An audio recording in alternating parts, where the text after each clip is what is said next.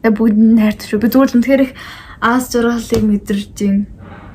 Яг тэгвэл би ийм бичлэг хийхийг хүссэн учраас, ийм асуултанд би хариулахыг хүссэн учраас тэгээд тэднийгээ ингээд хуваалцаж үс бодлоо илэрхийлж чадсан болохоор би үнэхээр аз жаргалтай байна. Тийм ээ. Бүр бүгдэнд нь хайр зарламар санагдчих.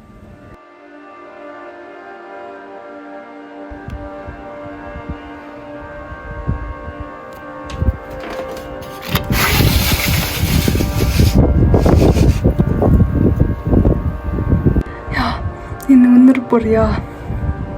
Яг тэр нэг бороо арсны дараах сайхан аим гоё чиглэг өнөр өгдөө шүү дээ. Бүр тэрний гоё амар эсрэг амар хүйтэндэх цэвэр агаар гэх юм уу бүр нэг бүр өнөртэй л амар яа. Амар браан гоё сэнгэнсэн өнөр тхүү яа. Бүр үнэхээр гайхалтай. Өвлийн улирал аян дэрлээ. Гэхдээ өвлөрийн яагаад өвлөрийн гэдэг юм бэ?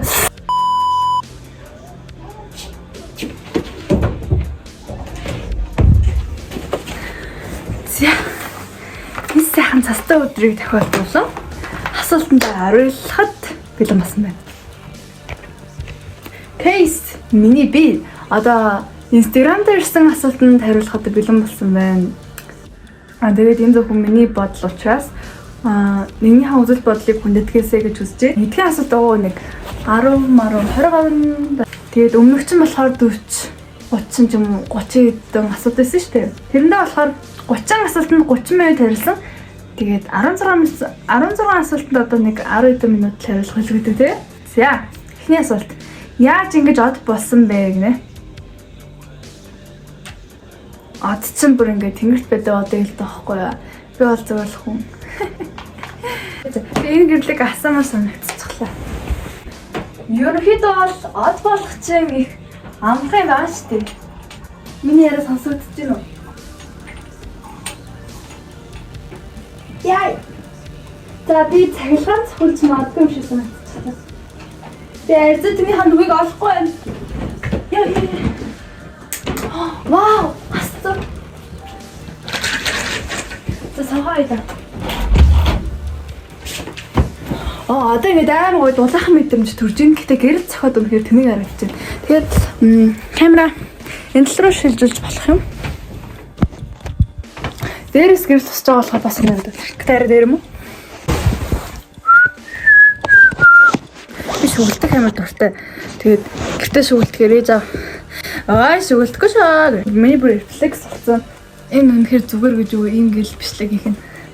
Тэгээд гэрэл хэрэгтэй. I'm here with my light ring. Ring light. Астай. Ooh, nice. За шараас. За одоо жигнээс хариулъя зөө. Нэг хэсэг TikTok дээр зүгээр л хандлагатай байсан охин баггүй юу? Инглиш гэсэн асуучих. Манай гэр бүх гэрэл хасаад яг дэлбэрч магадгүй. Хэрэггүй юм байна. Яаж ингэж бодсон бэ? Зүгээр л би TikTok гэдэг байсан тэгэл болоо. TikTok гэдэг байсан болохоор олон танигдсан. For you page дээр миний бичлэгүүд гараад тэгэл 102 сар болоо 1 сарын хугацаанд 18,000 дагагчтай болж чадсан. Yes, их гоё байсан. Тэгээд 2021 оны 1 сарын 19-нд бандуулсан үнэхээр гонигтай. За, нууц авьяас намьяас гинэ. Энэ ихтэйг авьяастай орохыг би мэдэхгүй зөө. Би зүгээр ингээд одоо энэ үдээ хөдөлгөөнгүй байлгажаад энэ үдээ ингээд ийш ингээд явуулж чадна гэх юм уу? Одоо нэг юм их үү? Тэн буруулж маа нөгөө тал руугаа болчих магадгүй шүү дээ. Тэгсэнгүү нэг юм нууц авьяас байна. Ганы уян хатан байдалтай гэх юм уу нэг. Энэ чинь хийж мич гэдэг шүү. Юу лээ. Ийм байд штэ. Тэгээ бас нөгөө нэг гараараа муугаа хийж чадна.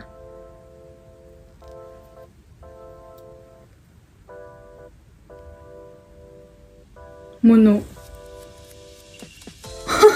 Тэгэд уян хатан гэж хэлж болно. Цагтаа А, Б суудаг байсан, Од иргэдэг байсан, моостондог байсан. Шин бичлэг хижээ орох юм бэ? Одоо энийг эдитлэл оруулах бах та. Оо, өнөختөл хамаагүй юм. Би юу шаал дэмий ингэж асуусан юм шүү. Зөв ring light-аа өдөрдөг. За. Дараагийн асуулт аав ээжтэйгээ хэрхэн дотны элен талангуй болох вэ гинэ. Ингээд төрөлхийн ингээд нэг тийм дотгошоо хүмүүс байдаг шүү дээ. Одоо эцэг их нь хүртэл дотгошоо, тэгээд хүүхдүүд нь эцэг ихээ дагаа дотгошоо. Би нэг нийтлэл уншлаа л да. Тэгээд тэрнээр болохоор хайртай хүмүүсээсээ юу ч битгий хүсэн хүлээ. Чамайг ойлгоосоо, хайрлаасаа, хүлээн зөвшөөрөөсэй гэж битгий бод. Бусад хүмүүс ингэдэг гэж хайцуулах ч хэрэггүй. Зөвөр л тэднийгээ байгаагаар нь хүлээн зөвшөөрөөд өөрийнхөө юу хүсэж байгааг шулуухан хэлчихдэг бол хэлээгүй зүйлийг чинь ойлгохыг, сэтгэл гаргахыг хүлээх хэрэггүй. Харин чи өөрөө хариу нэглэхгүй тэднийгээ харил, халамжил, уужуу бай гэж шүү. Нэг хувь хүнийг өөр хувь хүнтэй харьцуулах чинь муухай штэ. Тийм болохоор бусдын ээж аав амарлаг хүүхдүүдтэйгээ дотн юм бэ лээ. Бусдын найзууд амар гоё найзгаа ойлгодгийг, бусдын хайртай хүнэнд харьцуулах ямар ч шаардлагагүй. Би жоохон айллыг нь харьцуулчих гад байдаг талтай. Гэхдээ би энийг засахыг маш их хичээж байгаа гэж хэлж болно. Тэгээд чиний бүр эцэг их юм чинь нэг юм бүлээлт тавих хэрэггүй. Зүгээр л байгаагаараа байгаа л хэлхийг хүссэн зүйлээ хэлээл дотн байх гэж хичээгээл ямар тач би ингээд ээж аваа би ингээд та хоёртай ингээд дотн байх гэж хичээж шүү. Элен талангуй байх гэж хичээж ин тэрийг ингээд ямар нэг аргаар хэллэх ч юм уу мэдрүүлэх нь зүйтэй байх. Тэгээд тэд чиний эцэг их юм чинь чамд туслах байх. Хайрыг юу гэж боддог вэ гинэ? Хайр гэдэг зүйл бол үнэхээр ярвагтай зүйл. Одоо юу мэр чи нэг тийм амар гоё мөртлөө муухай зүйл ахгүй юу? Нэг тийм хүнд ингээ хүнийг хайрлах, хүнд хайрлагдах мэдрэмж бол үнэхээр гоё зүйл. Чи зүгээр энэ дэлхийд яг гэж ингээл ирснээ ойлгоол. Үнэхээр сайхан, үнэхээр гоё зүгээр диваажин даам шиг зүгээр дэлхий дээр байж болох бүх аз жаргалыг ингээл өөртөө татсан юм шиг үнэхээр аз жаргалтай болдог. Хайрлагдах үед. Гэтэ хайраас болж шархлах үед чи энэ дэлхийн бүх зовлон өөртөө наачсан юм шиг ямар ч амьдрах хүсэл байхгүй бүр яг эсрэгээрээ болцдог. Тэгээ хайр гэдэг бол үнэхээр ярвахтай зүйл. Хүн хайрлан гэдэг үнэхээр хэцүү. Тэгээ юу хтүүлээ чихэрлэг ямар юм гэдэг үлээ хүмүүс чинь одоо чихэрлэг нимбэг чихэрлэг мөртлөө эсгэлэн тиймэрхүү зүйл гэж боддог шүү дээ. Одоо баг үг шиг гэж хэлж болно. Үг чинь ингээд хүнийг амьдруулчих болдог, өхүүлчих болдог. Тэр шиг хайр хүнийг амьдруулчих болдог, өхүүлчих болдог. Үерхлийг ээж аав чинь зөвшөөрөхгүй байл яах вэ гинэ. Нууцаар үерхэд үз. Гэтэ хүнтэй үерхэж үзэх бол ингээд ямар ч хүний амьдралд одоо хүсрийнхний үед одоо байх ёстой гэж би бодож байна. Хүнийг багаасаа таниад мэдчих юм бол ирээдүйд гарч болох бэрхшээлээс сэргийлэх болно. Одоо нэг ингээл тийм 30 эдтэй хүмүүсийг харахад тэгэл зүгээр л дуурлаа л тэгэл суудсан. Ямар ч бибинэгээ таньж мэдээ ямар ч тийм хайрын үе шат байхгүй зүгээр л ингээл нэг хоёр хүн бибиндээ дуурлаа л. За энэ бол хайр юм байна. Би хайраагаа олчлоо. Одоо гэрэлцгээе гэд. Тэгэл нэг гэрт орлоо. Зүгээр л дуурлаад суудсан болохоор өөрөөсөө л аз жаргалтай байх гэж тэгэл суудсан болохоор тэгэл бүтэхгүй тэгээд салаал тэгээд яж хат энэ жирэмсэн болсон тэгээд хүүхэд нь өнчрөл тэгээд энэ тохиолдол бүр Монгол бүр үнэхээр их миний харж байгааслан. Тийм болохоор эртхэн шиг ялангуяа эмэгтэйчүүд хүнийг таниад сурчих хэрэгтэй гэж бодож байна. Яг нь нууцаар ингээд үерхэх буруу л да. Гэхдээ ядаж амьдралдаа нэг ч болоодаа үерхэд үзсэн дээр бүр ингээд заавал зөвшөөрүүлэх хэрэгтэй байл ингээд ээж автагаа ярилцах хэрэгтэй гэж бодож байна. Ямар тач хийгээд үз. Ямар нэгэн үйлдэл тэгээд алдаанаас суралц. Инжил амьдрал гэхдээ ийм юм байх штэ. Хүсээгүй жирэмслэлтийг юу гэж бодож байна? Хүсээгүй жирэмслэлт бол хүсээгүй жирэмслэлт юм. Хүсээгүй юм чинь тэгэл хүсээгүй л гэсэн үг шүү. Хүсээгүй жирэмслэлтийг гэж бодож. Яаж хичээлдээ төвшөлт гаргах уу гинэ? Амар олон арга байдаг. Google-ээс хайгаад үзэх юм бол нэлээ олон арга гаргаад ирнэ. Тэгээд хамгийн гол нь өөрөө ингээд хичээлдээ дэвших чин хүсэлтэй байх хэрэгтэй, тууштай байх хэрэгтэй. Тэгээд тийм бол тэгэл хичээвэл амжилтанд хүрнэ. Хичээлдээ дэвшилт гаргах байх. Одоо миний мэдхийн нэг ийм арга байна зөө.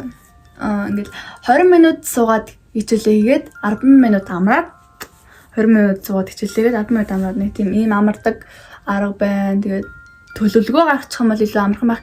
Гэтэ төлөвлөгөө гаргах гэхээр бүр нэг latest надад юм а. Гэтэ төлөвлөгөө бол хүний амьдралд байх ёстой юм шиг байна лээ.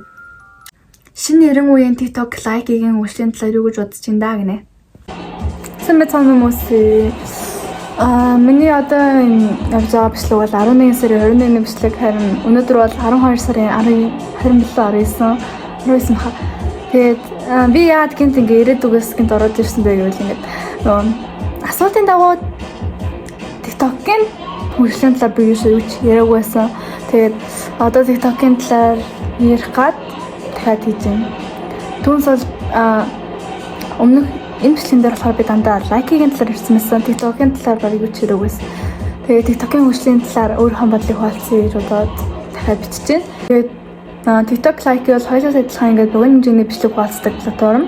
Тэгээд ямар ч хүн хүссэн бичлэгээ хийгээд байршуулж болно. Тийм олон нийтийн аппликейшн байгаа. Монголчуудын хувьд бол бас илүү их хурдцтай хөгжиж байгаа. Бас өмнөх үеэ бодох юм бол шин хэрэглэгчид гарч ирээд. Гэхдээ ингээд сая 100 нөгөө нэг сэжигэмчлэг үзэж сэжигээ хүрэх дуртай хүмүүсийн групп гэ нэгдсэн штэ. Тэндээс ингээд кринж гэдэг хэллэг гарч ирээд тэгээд маш олон монголчуудын TikTok лайки бичлэгнүүд орсон. Тэгээд тэрнээс талаад хүмүүсийн тархинд жоохон TikTok лайки бол муу зүйл гэдэг ойлголт суучихсан болохоор бас нэг их TikTok лайкийн хөгжил ингээд явагдахад жоохон садаа болсон байх гэж бодож байна. Тэгээд угаасаа ингээд хичээл ном чороод ингээд юу нь харьцангуй миний харахны TikTok хэрэглэдэг монголчууд багассан. Гэтэ бас тодорхой хэмжээнд нэмэгдэж л байгаа байх гэсэн мэдэхгүй байна. За нэг TikTok-ийн хөгжлийг бол ингээд 3 хэсэгт хувааж авч үзье л да. За ингээд эхний хэсэгт бол ингээд өсвөр үеийнхэн TikTok ингээд шинээр хэрэглэж эхэлж байгаа. Хэрэглэдэг ингээд өсвөр үеийнхэн. За хоёр дахь хэсэгт болохоор ингээд олны танил хүмүүс ингээд инфлюенсерүүд, жүжигчид, дуучид гэдэг ашигладаг хүмүүс. За гурав дахь хэсэгт болохоор ингээд TikTok-ийг ингээд хэрэглээд тэгээд аваа хэдэн дагагчтай болцсон. Тэгээд яг ч тийм бүр ингээд яг юм бахан юм рекламдаж ашигладаггүй, яг зүгээр л ингээд өөрөө хөсөн бичлэг хийж ашигладаг хүмүүс гэдэг юм 3 хэсэгт хувааж байгаа. Тэгээд мэдээж энэ хэсэгт байгаа хүмүүс бол үнэхээр хөгжиж байгаа гэж бодож байна. Яг энэ голд байгаа жүжигчид, олны танил хүмүүсийн хувьд болохоор яг трендэд дагаад тийм нэгэн хэвийн хөгжилтэй зүйлс хийгээд лайкийг тоглуулдаг штэ. Тэгээд инфлюенсерүүд байна. Тренд болж байгаа аян дээр ингээд өөртөөхөө сурталчилж байгаа бараагаа сурчлаад рекламдаад нэг тиймэрхүү өдөр тутмын бичлэгүүд хийдэг. За өсвөрийнхний хувьд болохоор бас трендэд дагаад янз янзын бүрийн бичлэг хийгээд нэг платформ дээр нэг дэлхийн хүмүүс оршиж байгаа болохоор нэгнээсээ дутхгүй тэгэл бас нэг ч болов хүн тэр ингээд амар гоё чанартай бичлэгүүд хийж байгаа байх гэж бодож байна. Бидэнд л хүрэхгүй байгаа болохоос биш. За тэгээд лайкигийн хувьд болох гэх юм бол тэгээд угаасаа монголчууд л төлөв илүү их ашигладаг. Тэгээд лайкигийн хөгжил бол тэгээд илүү хортой токсик тал руугаа эргэж ийн гэж бодож байна. Би ингээд өөрөө лайки ашигладаг болохоос мэдэхгүй байна. Гэхдээ ингээд нэг удаа лайкийг татаад тэгээд тэр санал болгосон бичлэгүүдийг ингээд гүйлээд үзэхэд нэг л их ингээд 1000-2000 лайктай тэгээд бичлэгнүүд тэгснэ тэгэл нэг тийм ямар ч хүнд ингээд өгөөчтэй зүйл байхгүй, зүгээр л нэг тийм амар сонио. Тэгээд чанартай бичлэг байхгүй. Тэгээд комментүүд дотор нь ингээд баахан жоох хүүхдүүд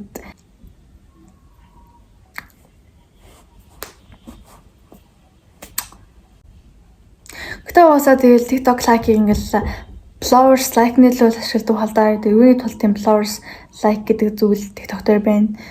Тэгээд цэглээгээд ингээд амар тийм toxic байж болохгүй хаа. Амар хортой ингээд нэг ингээд садаа болцсон амар дарамттай. Тэгээд гол нь ингээд хийж байгаа зүйлээс ингээд аз жаргал капиг мэдэрчээвэл тэгэл тэр чинь гоё штэ. Зүгээр л мэдрэхгүй үнэхээр их дарамт шахалт, үнэхээр их хөгийн зүйлс мэдэрчээвэл тэгэл тэр чинь toxic. Өөрөө заахгүй байх хэрэгтэй. TikTok лайкигийн хөгжлийн талаар би сайн мэдэхгүй. Тэгэл мартаж тэгэл TikTok-ын лайкийг бодвол арай чанартай бичлэгүүд ордог. Лайк дээр тэгээд угаасаа ингээд TikTok дээр байдаг бүх трендүүд орсон байдаг. Нэг башны тийм лайкигийн онцлог даваа тал шинж санаа байхгүй. Яг тэр effects ингээд энэ төр ингээд тийм янзлах юм нь л өөр л хал та. Гэтэ би л хэлэх хүнд олдохгүй би ингээд хоёр дахь удаага бичлэг бичиж байгаа гэсэн яг Энэ асуултанд оновчтой тохиомжтой хариулж чадсангүй намайг хөрвүүлээрэй. За. Миний 11 сарын 21-ний тэрэглийн ярьж байгаа сүсийг тухтай хүлээж авч үзээрэй. Яг юу ч нэг санааг зовоож what the fuck болгодог вэ гэнэ. Өдөр бүр л яг хүн бүрт ямар нэгэн асуудал тулгардаг. Өнөөдөр ч гэсэн маш олон асуудал тулгарсан. Гэтэ одоо миний сэтгэл санаа гоё яа бол би асуудал аль хэдийн даваад гарцсан байна. Тэгээ надад яг нэг асуудлаа ингээд шийдэж чадахгүй удаан явах бүр намайг үнэхээр их зовоодог. Үнэхээр их намайг тарчлаад зүгээр л танд унз юм шиг болгодог зөө. Нэг ямар нэгэн асуудал гарч ирээд тэрийг би шийдэж чадахгүй байх. Тэр асуудлаа шийдэхгүй бол ерөөсөө цаашаа амьдарч чадахгүй юм шиг. Миний амьдрал үргэлжлэхгүй юм шиг. Тэг санагддаг. Одоо үеийн бид хэдийн насны хүүхдүүдийг юу гэж бодож байна? Жишээ нь сэтгэхгүй эсвэл те чиний бодлоо гэнэ. Өөрийнхөө ингээд боловсралд амар анхаардаг хүүхдүүд бас амар их байдаг. Тэрийг харахаа бүр амар гоё гэдэг зөө. Үнэхээр урам авдаг. Ингээл амар гоё ингээл зүйлсэн талаар ярил. Манай үеийн хүүхдүүд яг амар туйлшрамтгай нэг юмдаа шууд яг энэ нараал энэ гоё юм байна гэл амар их бинаа дуурайдаг болсон билээ. Сайн ингээл нэг хэсэг тин шот дээр ингээл бүх хүмүүс бараг миний харсан заяа. Харсан хүмүүсийн бараг 80% нь май тавцтай.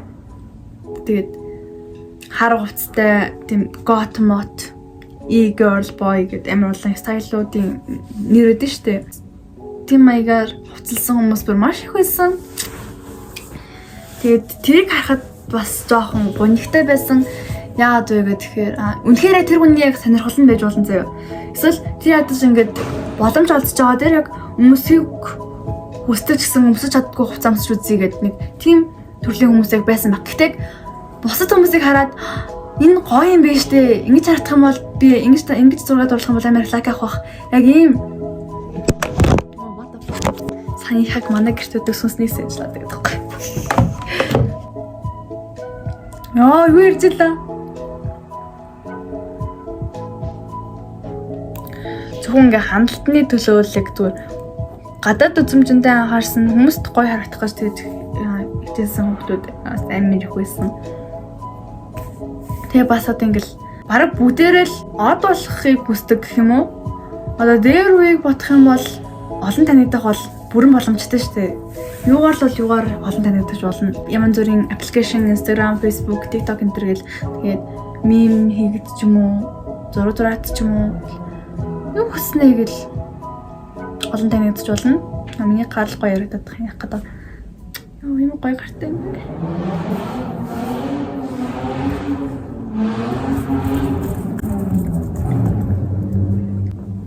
Тэгээд миний л анзаарахны миний эргэн тойрны хүүхдүүдийн ингээд сэтгхүүгийн хувьд нэг тийм гонигтай болсон байлээ. Яг тэр жахаа бас карантин бол нэлээд нөлөөлсөн баг.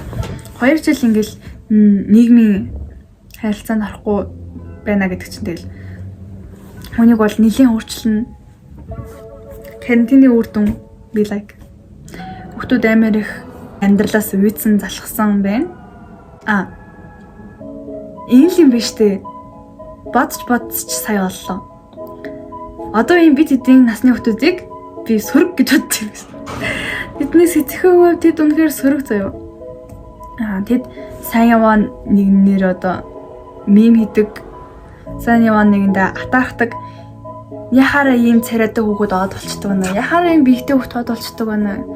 Яхаараа ийм болчдөг ингээл амар атаархсан би биэндээ тэгэл тэр хүүхдийн одоо тэгээ чадж байгаа юмыг чадахгүй мэдэж тэгээ би энэ дээр ингээд жишээ татмаар байхгүй. Одоо нэг TikTok лайк хийгээ хүүхдүүд чадцсан шүү дээ. Бичлэг яг ингээд өөрийнхөө хүслээр хийгээд хинч тэрэнд чи яг одоо сонин TikTok хийгээд гэж тулгаагүй шүү дээ. Тэр яг хүүхд тэр хүн зүгээр яг өөрийнхөө хүслээр өөрийнхөө сонирхлоор ингээд хийж утсан. Бүгдээр нэгэндээ гоё үг хэлдэггүй. Тэгээд эерэг байхыг хичээсэн эерэг байгаа хүмүүсийг тэгэл амар муухай хараадаг. Би биэндээ нэг л муухай хандсан хүмүүс л харагддаг шүү дээ. Эрт ингээл амар амьдралд хүл тавьчихж байгаа болохоор ч юм уу. Дээр үед чинь тэгэл сошиал медиа байхгүй зөвхөн ингээл өөрийнхөө эргэн тойрны хүмүүсийг л харж өссөн. Зөвхөн тэр дотроо л байгаад байсан болохоор зөвхөн яг байх ёстой юм байна гэл бодоод өссөн байхгүй юу? Тэгээ одоо манай их юм болохоор тэгэл хүн тэр хүлээлэлтэл биш зүгээр сошиал ертөнц байгаа болохоор зүгээр дэлхийн хэмжээний хаанаас ч ингээд мэдээлэлээ ингээд хайгаад олчих бүрэн боломжтой. Тэгээд илүү залхуу болсон гэж хэлж болно. Яагаад гэвэл ингээд ихэнх байранд бэлэн орчинд өсөж байгаа болохоор нэг тийм залхуу сэтгэлгээтэй өсөд байгаа гэж хэлж болно. Тэгээд цаанаасаа тэгээд тийм орчинд өсөж байгаа юм чинь одоо тэгээд юм ухаарч ойлгохын тулд ямар гэр хорооллоо байраа зараад гэр хорооллоо нүүлт юм ш. Тэгэхээр ямар нэгэн зүйл юм шүүлтүртэй хандах хэрэгтэй л гэж би бодож байна. Тийм яг зүйл жоохон дутагтаа зэж магадгүй. Аливаа нэгэн зүйл одоо хоёр талтай гэдэг шиг ингээд сайн ингээд өөрийгөө олцсон нэг тийм бусдаасаа дээр яваа хүмүүс ч байна, бусдаасаа доор яваа хүмүүс байна. Хэцүүс надад бүгдийг нь хаяад зуцчмаар үдэ ихвчлэн юу гэж өөрийгөө тайлбарлуулдаг вэ? Яг өдөр сая шүн мэдгүй орой надад яг тийм байсан байхгүй юу? Зүгээр л бүх зүйлээс цухтаал зүгээр ингээ яг энэ асуудлыг ингээ шийдэжснээс зүгээр ингээд байхгүй болчихсон нь ингээд илүү амархан санагдаад байдаг штэ. Яг тийм үедээ тэгэл асуудлаа шийтгэл юм байдаг юм бэ лээ. Жишээ нь би одоо нэг дотныхаа хүнтэй мууцсан байсан байхгүй юу? Тэгээд тэрнээсээ болоод би ингээд амар тэр асуудал ямар ч ингээд ерөөсөө шийдгээд шийдэж чадахгүй ганцаар юм чинь тэр хүнтэй муудалцсан болохоор тэр хүнтэйгээ ярилцчихэд шийдэн штэ. Тэгээд ярилцахгүй тэгэл зөвхөн ингээд өөрөө болох гээд би нэгээсээ явсан байхгүй юу? За надад л яг асуудал байгаад байгаа юм байна даа гэл. Сая 3 хоног би тэгээд амар өөртөө асуудлыг тулгаж үзээд хичээлээ.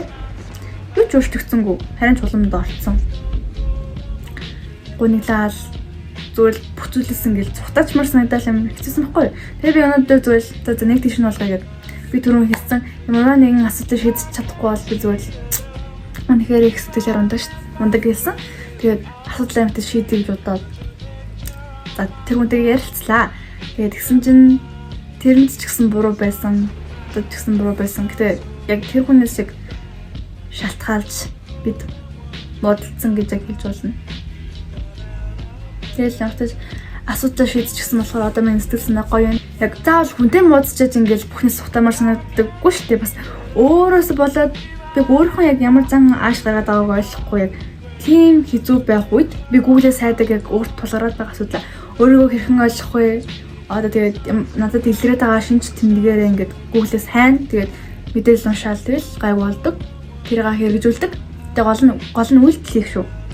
Тэгээд дуусан сток өөрийгөө аз жаргалтай болгодог зүйлсээ хийдэг гэх юм уу? Тэгэл миний сэтгэл санаа дээр ирцдэг. Өөрөөсөө болсон бол.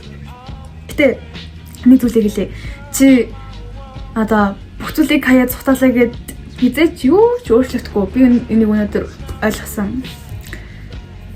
Цухтаалаа гэд ер нь ямар ч юмнаас цухтаалаа гэд хизээч шийдэгдэхгүй. Чи хизээч аз жаргалтай амьдрахгүй. Чи зүгээр л асуудлаа хойшлуулж ийн гэсэн. Тэгэхээр яг байрнаа тусаад асуудлыг нэг тийш нь болгол сайн тал руу ч юм уу муу тал руу болгол явагдаж асуудлаа шийдчих юм бол тэгэл бүх зүйл гоёлно. Ирээдүйн мэргэжил юу вэ? Ер нь аав ээжийн шахалтаар мэргэжлээ сонгосноо эсвэл өөрөө юу вэ? За би хизээч аав ээжийн шахалтаар мэргэжлээ сонгохгүй. Яа тэгвэл би хувь хүн би тэр хоёрын өнгөд одоо хүслээр амьдрах ямар ч шаардлага байхгүй шүү дээ. Тэдэн дээр ингээд намайг төрүүлж өгсөн байлээ гэд би тэднэрээр яг өөрийгөө юм байлгахыг заалгаж хийж болохгүй. Би тэр хоёроос шал өөр хүн, би бүгднгээс шал өөр хүн. Би бол дахин давтагдашгүй ганцхан хүн. Яг над чиг хүн дэлхий дээр хаач байхгүй. Байсан ч би хийж байгаа болохгүй. Яг та бүх зүйлээр бүр яг адилхан байна гэж байхгүй үстэй. Өөрийнхөө хувилбарыг гаргах юм бол тийм зүйл гэж байхгүй. Ямар нэгэн жижигхэн деталаараа өөртөө тань өөртөө адилхан боллоо ч гэсэн. Тэгэхээр би робот биш. Тийм учраас би өөрөө мэргэжлээ сонгоно. Тэгэхгүй бол ээж аавын хүсэлтээр тэгэл би мэргэжлээ сонгох юм бол тэр чинь тэд нарын хүссэн мэргэжил байхгүй юу? Би тэр мэргэжлийг өндөө хүсээгүй. Одоо намайг чинь ээж аав чи юмч бол гэл. За. Та хоёр ээж аавынхаа үгэнд орох хэрэгтэй. Гэл юмч болчлоо. Тэгэл хүсээгүй зүйлээрээ 6 жил сурлаа. Эцэст нь нэмлэг дээр гарлаа. Яг эзэмшсэн мэргэжил байгаа ч гэсэн тэрийг хизээч сэтгэлээсээ хийхгүй зүгээр л шаардлаганд хийцэн зураадлах шахалтаар хийж байгаа болохоор нэг аз жаргалтай байхгүй байна.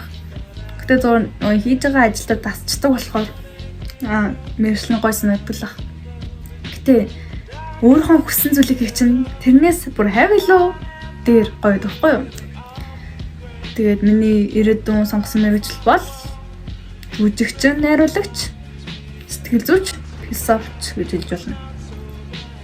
Энэ дөрвөн мэргэжлэр би одоо яг яаж амьдрах юм бүгд. Гэтэ би чадна л гэж боддог өөрийгөө. Гэтэ би яг эхлээд ялангуяа сурахыг би өнөр ойлгохгүй. Эхлээд би гэтэ найруулагчаараа ихтэй юм ч сурах нь дээр юм шиг үл. Гэтэ би жүжигчнээс сумаар байгаа байхгүй. Гэтэ би тэгээд за бодё жүжигч нь 4 жил, найруулагч ч гэсэн одоо 4 жил ингээд 8 жил.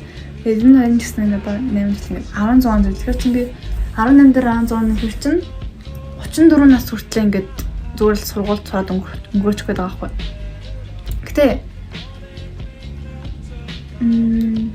тэр үлдсэн наснда тэгээд үлдсэн ажил амжуулж чадахгүй. Тэгэхээр би энэ талаар бас нэг юм нэлээд бодох шаардлагатай байна. Тэгээд бүгдээр яг ингээд өөрөө ингээд сонсоод өөрийнхөө тухайг бодоод яг өөрийнхөө юу хүсэж байгааг мэдрээл яг тэгсний үр дүнд миний сонгосон мэргэжил бол бид нар одоо жүжигчний мэргэжлээ би яагаад сонгосноо хэлсэн? Яагадгүй л нэг жүжигчнийхаа ур чадвараар ямар нэгэн кинонд оглоо тэгээд хүнд одоо ухаарал бэлэглэн гэх юм уу хүний амьдрал өөрчлөлт гаргах юм уу хүнд ямар нэгэн байдлаар нөлөөлөхийг хүсдэг. Найруулагчийн хувьд болохоор би гэхдээ найруулагч биш хаа кино зохиолч юм уу би кино зохиохыг хүсдэг. Тэгээд кино хийхийг хүсдэг байхгүй юу? Тийм болохоор кино найруулагч зохиолч болохыг хүсдэг. Тэгээд нэг урлагийн салбар. Тэгээд би болохоор тэгээд 90 тойрныхаа хүүхдүүд хүмүүсийн сэтгэл зүг амар ажигладаг. Тэднэрт хэцүү байгаа хүмүүст бүгдэнд нь амар туслахыг хүсдэг байхгүй юу? Нэг судалгаа байхгүй юу?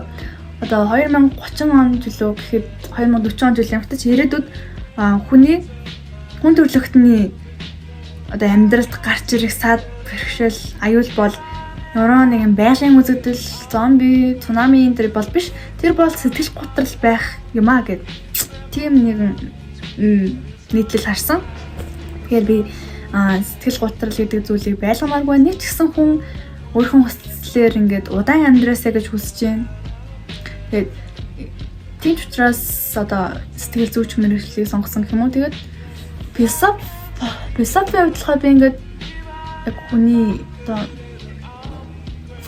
тэр тарих, ухаан, ямар нэгэн мэдрэмж, сэтгэл хөдлөлийн талаар ингээд судлахыг бүр амар хүсдэг байхгүй яг хүний ингээд яг тэр оюун ухааны талаар би бүр бүх зүйлийг мэдхийг хүсдэг. Тэгээд тэр мэргэжлийг би аваасаа асуусан чинь аав надад философи гэж хэлсэн. Гэтэ би яг тийм зүйл судалдаг мэргэжлийг юу болохыг би мэдэхгүй байна. Мэддэг юм бол надад хэлээрэй. Гэтэ философич бар мөн хаа. Гэтэ тэр чинь гүн ухаан би тэр чинь гэтээ зүгээр юм тодорхойлоод байдаг үстэй. Би болохоор би бүр яг судлахыг хүсэж байгаа байхгүй юу. Тэгэхээр гүн ухаан судлаач чинь философич үстэй. Мэдгүй нэг юм их үү байна. Тэгээд миний надад ирсэн Instagram дээр надад ирсэн асуултууд маань дууслаа. Энэ уг нь ингээд 11 сарын баг мэдгүй 2-7 оны баг ирсэн асуултууд. Тэгээд яг тэр өдрөө хариулаад маргааш нь оруулна гэж бодсон чинь залах уу хариуг зангаасаа болоод ингээд нэлээ хайн оруулж ин тэгээд хэцүү асуудлаасаа ингээд амар тусламж хүссэн ч гэсэн тэрэн чинь би амар ингээд удаан хариулж байгаа бол нуугуучлаарай гэж хэлээ.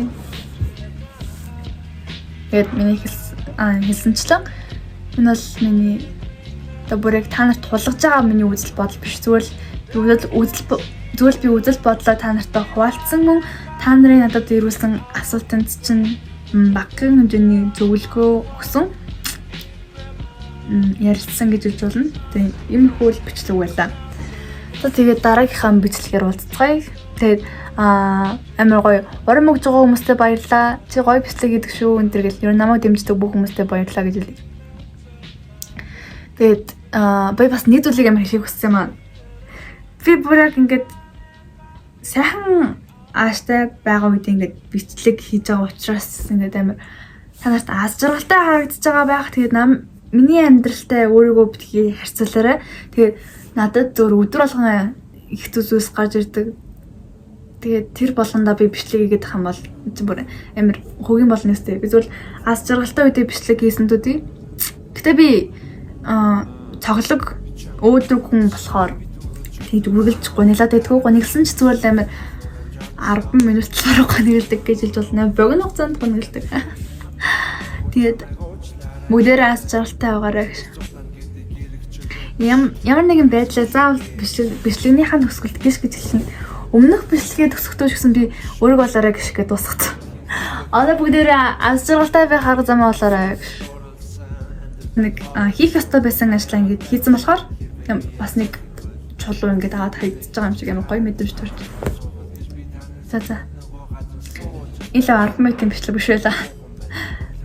Баяртай. Дараагийн бичлэг бол та бүхэнд хүртээлтэй гоё бичлэг хүргэхийг хичээх болно.